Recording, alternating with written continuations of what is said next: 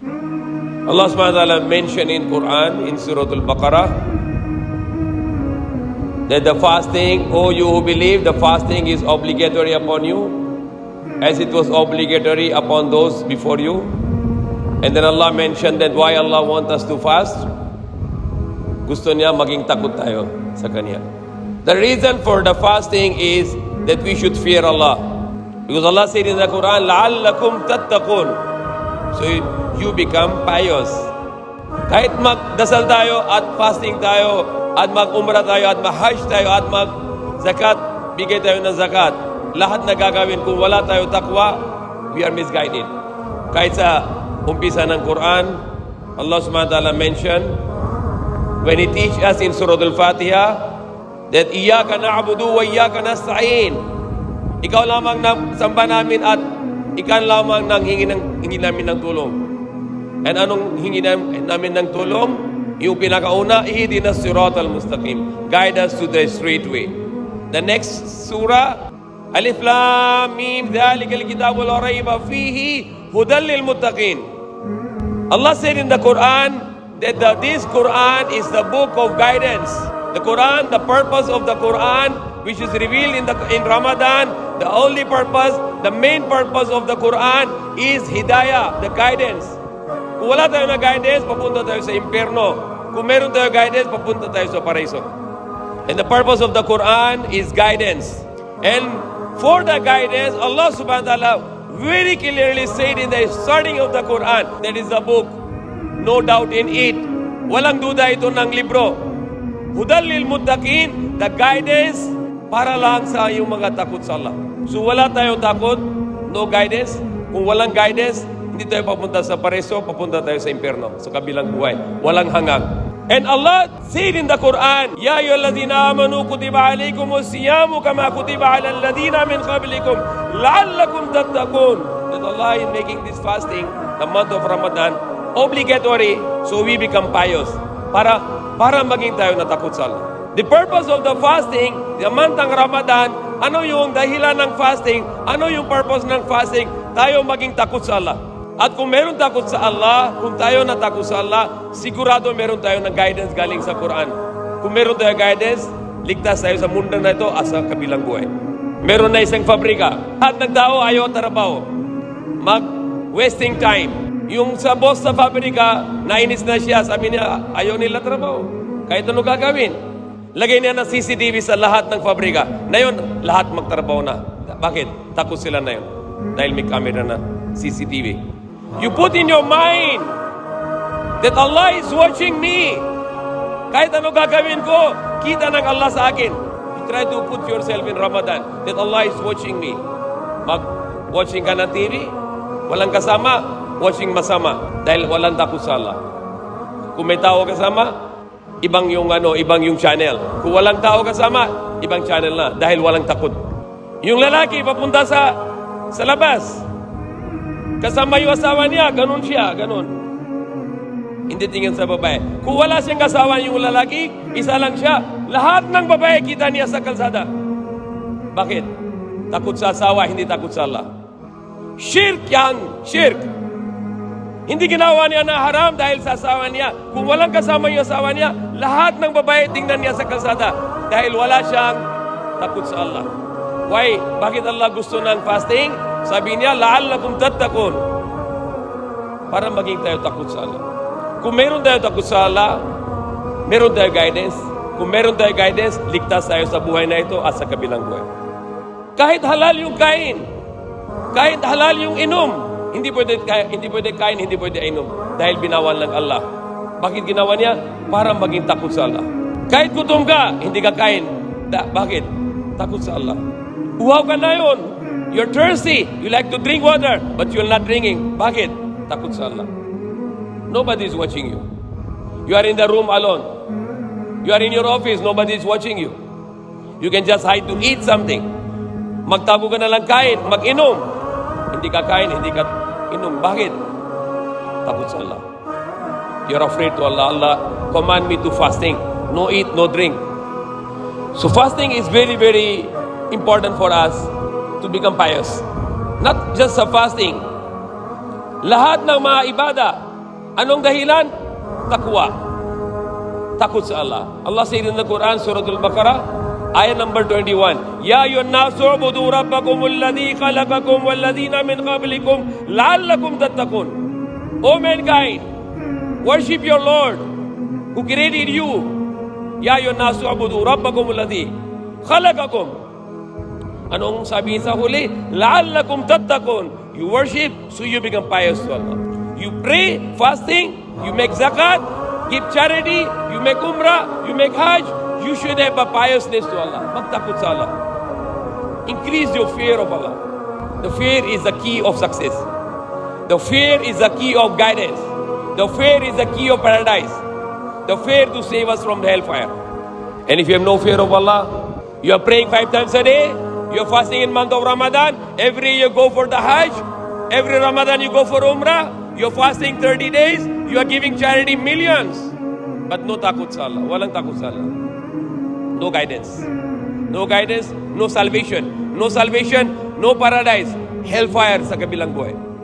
When you go outside today, you think about Allah. Anong gagawin ko na hindi galit Allah sa akin? Anong kain ko para hindi galit Allah sa akin? Ano inom ko para hindi galit Allah sa akin?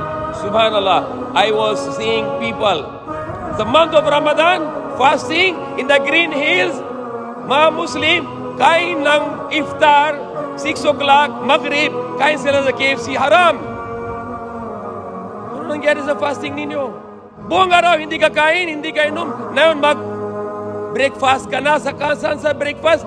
Sa KFC. Saan ka na breakfast? Jollibee, haram. Where is your takwa? Saan ka na yung takot sa Allah? Haram yung Jollibee, haram yung KFC. Buong araw, hindi ka kain. Ngayon, iftar ka sa Jollibee, iftar ka sa KFC. Subhanallah, haram. Useless yung fasting mo. Hindi tanggap ng Allah. Dahil kain mo haram. Umpisa mo ng fasting, kinain mo haram. Bakit haram? Sino ginawa ng haram? Allah o tayo? Or ustad? Or alim? Or mufti? Sino yung karapatan ng ginawa ng halal? Sino yung karapatan ng ginawa ng haram? Maliban kay Allah subhanahu wa ta'ala. Allah lang pwede na gagawin ng halal ito at Allah lang pwede gagawin ng haram. Kung isang tao, ginawa ng haram at ginawa ng halal at tunod tayo, siya maging Diyos na yun. Sino sabi? Sabi ni Prophet Muhammad sallallahu alaihi wasallam. These are the words of Quran. Sabi na Allah, ittakhadhu ahbarahum wa ruhbanahum arbaba min dunillahi wal masih ibn Maryam. They take their scholars and their monks as lords beside Allah. And also Masih ibn Maryam. To Jesus Christ, they make Him also Lord. So meron isang balik Islam, sahabi, Adi bin Hatim radiyallahu anhu, papunta siya kay Prophet Muhammad sallallahu alaihi wasallam. Sabi niya, magsamba kami dati kay Prophet Jesus, but hindi kami samba sa mga ulama, yung mga scholar, at hindi kami samba sa mga monks. Sabi ni Prophet Muhammad sallallahu alaihi wasallam, kung ginawa nila haram sa inyo, ano yung ginawa ng Allah halal? Ginawa ng ulama na scholar haram? Or kung ano yung Allah ng ginawa na haram, ginawa nila halal sa inyo, kung sunod ninyo, silang maging Diyos ninyo. So Allah lang pwede halal, ginawa ng Allah ang halal at ginawa ng Allah ang haram. Dahil siya yung Diyos. Ano sabi ng Allah sa Quran? Hurrimat alaykumul maydata wa damma wa lahmal khinziri wa ma uhilla li ghairi llahi.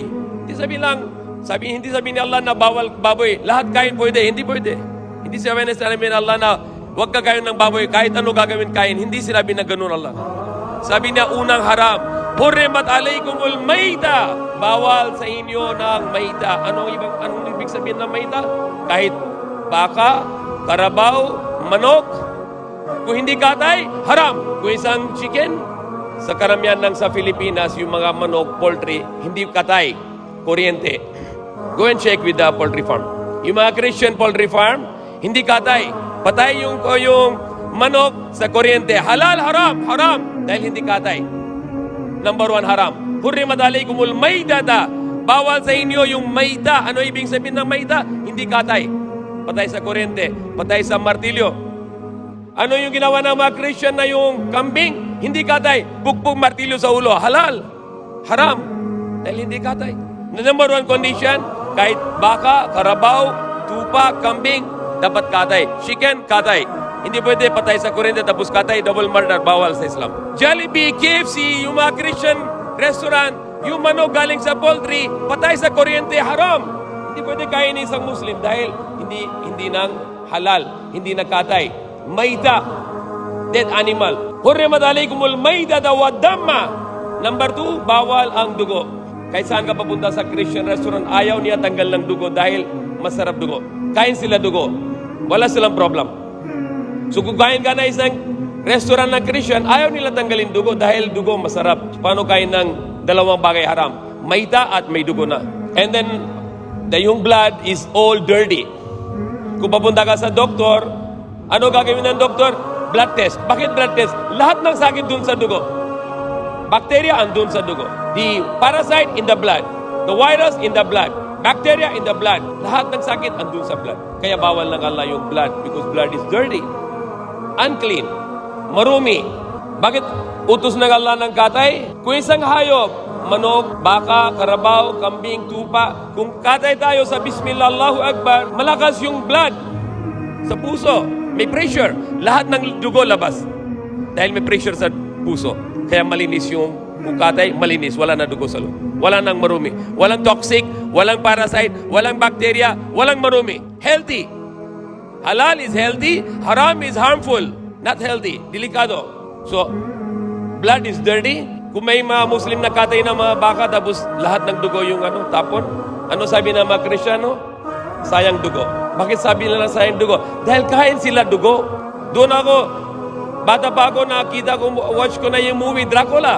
Pupunta sa Philippines, kita ng tao, kain ng dugo. Parang tao na yun, maging Dracula, kain ng dugo. The blood is haram.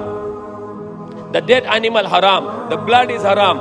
Pangatlo sabi na Allah, hurrimat alaykumul maidata wa damma wa lahmal khinzir. Bawal sa inyo yung karni ng baboy.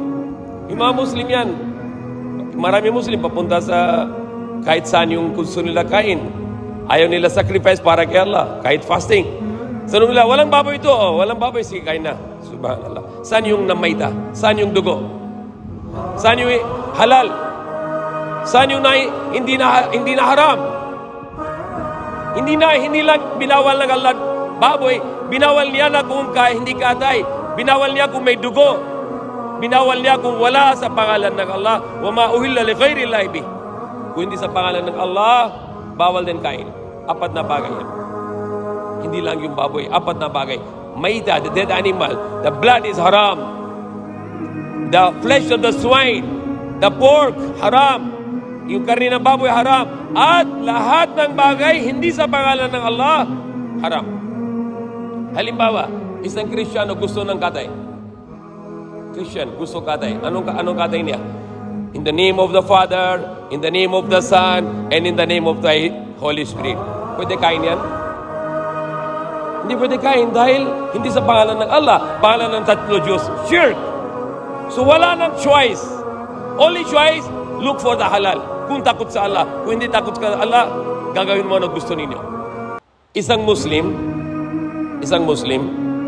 kain siya na spaghetti.